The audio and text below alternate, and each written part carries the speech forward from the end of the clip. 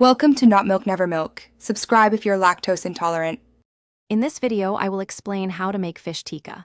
Start by preparing your fish, cutting it into uniform 1-inch pieces for even cooking.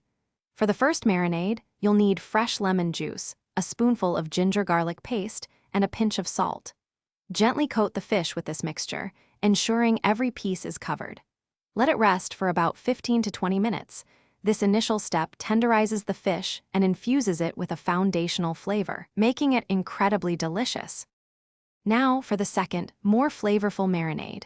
In a bowl, combine thick yogurt with a blend of aromatic spices like red chili powder, turmeric, and garam masala. Add a tablespoon of gram flour to help bind the marinade to the fish. Thoroughly coat each piece of fish with this rich mixture.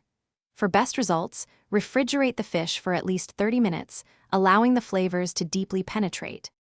It's time to cook your perfectly marinated fish tikka. You can skewer the pieces for grilling or baking, or simply pan-fry them.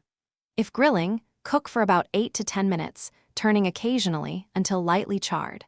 For baking, preheat your oven to 400 degrees Fahrenheit and bake for approximately 15 minutes. Pan-frying also works wonderfully, yielding a crispy exterior and tender interior. Your homemade fish tikka is ready to be enjoyed. Garnish generously with fresh cilantro and serve alongside lemon wedges for a bright, zesty finish. It pairs beautifully with a cooling mint chutney or a creamy raita. Whether you're serving it as a delightful appetizer or as part of a larger meal, this flavorful dish is sure to impress your family and friends. Thanks for watching. If this was helpful, leave a like and consider subscribing. See you next time.